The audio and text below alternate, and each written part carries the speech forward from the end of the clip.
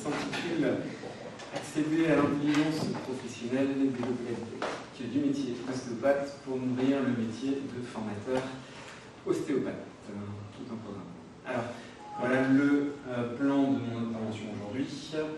Donc, cette intervention, cette présentation est issue d'une recherche qui est encore actuellement dans le cadre de mon doctorat. Alors, aujourd'hui, je vais vous parler donc du développement de cette recherche, le cadre théorique, la méthodologie que j'ai utilisée. Il viendra ensuite les premiers résultats et je finirai et conclurai par les perspectives de discussion. Alors, pourquoi cette recherche? Je suis formateur en ostéopathie depuis 2012. Suite à un master en pédagogie à la faculté de médecine de Strasbourg, il y a certaines questions qui ont émergé, et notamment l'importance que pouvait avoir la manière de transmettre. Alors, en l'occurrence pour la discipline de l'ostéopathie, la manière dont était transmise une technique à des groupes différents, à des formateurs différents, et avait une acquisition qui était différente de la part des étudiants. Donc il y a un premier constat qui a été fait sur le terrain de la difficulté de cette transmission. Et la petite particularité en France aussi, c'est le cadre réglementaire concernant la formation en ostéopathie en France. Les décrets qui datent de 2014, donc qui sont relativement jeunes, la seule chose qui est imposée dans ces décrets pour les formateurs, c'est d'avoir 5 ans d'ancienneté. Clairement, il y a un amalgame qui est fait entre la compétence pédagogique et la compétence professionnelle. Donc là, je reprends le plat qui parle de compétences tacites. C'est pas parce qu'on est un bon professionnel en exercice qu'on sera forcément un bon pédagogue. Donc, on est aussi parti de ça en disant qu'il y a peut-être un souci. Et donc, il n'y a aucun diplôme en pédagogie à l'heure actuelle qui est requis pour être formateur en ostéopathie en France. Alors, cette recherche est issue d'une commande d'un groupe en France qui s'appelle Novétude, qui regroupe plusieurs écoles d'ostéopathie. Alors, les buts sont de permettre l'identification de compétences des formateurs et rendre explicite les raisonnements, situations et l'organisation de leur activité formatrice. Alors, l'idée n'est pas d'homogénéiser les pratiques, mais de travailler ensemble sur des références communes qui sont issues de travaux de recherche. Alors, on ne prétend pas que tout va mal, mais à l'heure actuelle, ce qu'on remarque et ce qui se passe sur le terrain, c'est que les professionnels ont tenu ça par tâtonnement. Et le but du jeu, c'est pas de réclamer une rupture dans les pratiques pédagogiques, mais plutôt d'essayer de créer une norme commune pour ainsi faire une petite piqûre de rappel.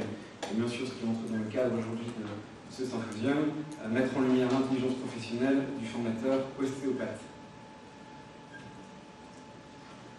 D'un point de vue historique, pour ceux qui ne connaisseraient pas la discipline, l'ostéopathie est née en 1874 aux États-Unis, qui a été fondée par un médecin, le docteur Andrew Taylor Still. C'est apparu en Angleterre en 1917 et en France, les premiers ostéopathes sont apparus dans les années 1950. Il y a une reconnaissance en 2002 qui permettait d'éviter d'être poursuivis pour exercice illégal de la médecine, puisque jusqu'à 2002, seuls les médecins qui étaient autorisés pour pratiquer l'ostéopathie. Et enfin, sont apparus les derniers décrets de 2014 qui réglementent la profession ainsi que la formation. C'est une formation qui est reconnue en 5 ans après le bac. Alors, ça nous intéressera par la suite. Alors, quelques mots sur le concept ostéopathie qui est les fondements de notre discipline. Alors, un des fondements les plus importants, c'est le concept de globalité. S'il y a une problématique, voilà, par exemple au niveau du petit dessin, si on tire sur le genou, par le maillage du tissu et ce qu'on appelle le système facial, une problématique de genou peut se répercuter sur l'ensemble du corps et inversement, une problématique d'épaule peut se répercuter au niveau thoracique, voire jusqu'au niveau de la cheville. C'est cette globalité du corps. Il y a d'autres concepts tels que la règle de l'artère et d'autres choses telles que la structure qui gouverne les fonctions qui sont vraiment propres à la discipline. Alors, on parlait du macro et du micro. Là, dans le macro et le contexte socio-économique de la formation en ostéopathie en France, alors, il y a une petite particularité, c'est depuis 2002, en France, il y a à peu près 5000 ostéopathes. Et alors, un métier qui est devenu sans doute un petit peu en mode, suite à pas mal de raisons. Et à l'heure actuelle, en 2019, on estime qu'il y a à peu près 30 000 ostéopathes en France, ce qui fait de la France le pays qui possède la plus forte densité d'ostéopathes au monde. Alors comparativement à un pays tel que l'Angleterre, en Angleterre, il y a 6 écoles qui forment des ostéopathes. En France, il y a à peu près une trentaine d'écoles qui sont privées, et pour un coût moyen de la scolarité qui est un peu plus de 8 000 €. Donc je vous laisse imaginer les enjeux économiques qu'il peut y avoir pour la formation. Au niveau du cadre théorique, donc dans ce travail de recherche, on va utiliser l'analyse de l'activité. Alors l'analyse de l'activité, c'est un terme qui est vaste et qui regroupe plusieurs courants de pensée. Alors, Guy Jobert a été cité tout à l'heure. Ce qu'on retiendra, nous, dans notre cadre théorique de l'analyse de l'activité, c'est le but étant de comprendre le travail.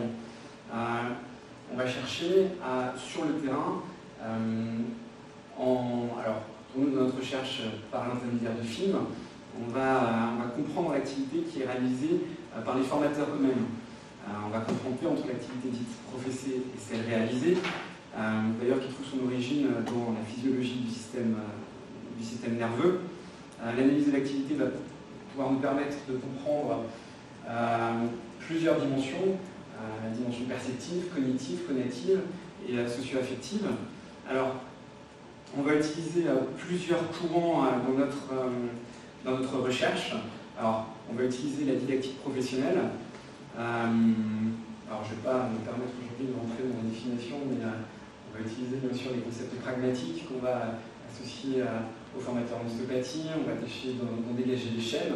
On va utiliser également une méthode d'autoconfrontation simple du cours d'action, comme le taureau, qui va nous permettre de faire une remise en situation des acteurs par les traces de leur activité, suite à des séquences vidéo. Et enfin, on va utiliser des entretiens de confrontation collective, Claude Duras, le but du jeu étant, suite aux séquences filmées et aux résultats qu'on aura eu des autoconfrontations, avoir une validation par le collectif. Alors, il y a à peine quelques temps, j'ai trouvé un auteur, Jérôme Guérin, qui est assez intéressant puisqu'il donne un cadre organisateur de l'analyse de l'activité et il donne une définition au niveau de l'épistémologie, donc justement de cette analyse de l'activité, en utilisant les différents courants. Donc je n'ai pas eu le temps de m'y pencher plus que ça, mais il y a sans doute des choses qui vont être intéressantes à prendre pour moi. Je voulais également un petit peu parler au niveau du cadre théorique. On pensait qu'il était important de retenir les caractéristiques suivantes d'un métier, en l'occurrence le métier de formateur. Apprendre un métier, donc sa place au sujet comme agissant, et pouvoir identifier les points communs des actions dans lesquelles il a à agir, l'invariance, et de pouvoir mieux s'adapter aux variations des situations. Au niveau de la méthodologie, alors on a utilisé des entretiens des entretiens exploratoires. Donc ça a été fait auprès des enseignants de l'école d'ostéopathie, ça a été fait aussi sur des étudiants de la première à la 5e année. Il y a eu un recueil de données suite à ces entretiens exploratoires qui ont été faits. On a eu 76 participants au niveau des enseignants et 960 au niveau des étudiants. Après, nous sommes allés en cours pour filmer directement les enseignants donc, sur le lieu de travail pour filmer leur activité. Donc, il y a 13 formateurs qui ont été filmés, qui ont donné lieu à des petites vidéos, alors petites ou grandes, de 15 minutes à 4 heures de cours. Suite à ça, ces vidéos et le choix de ces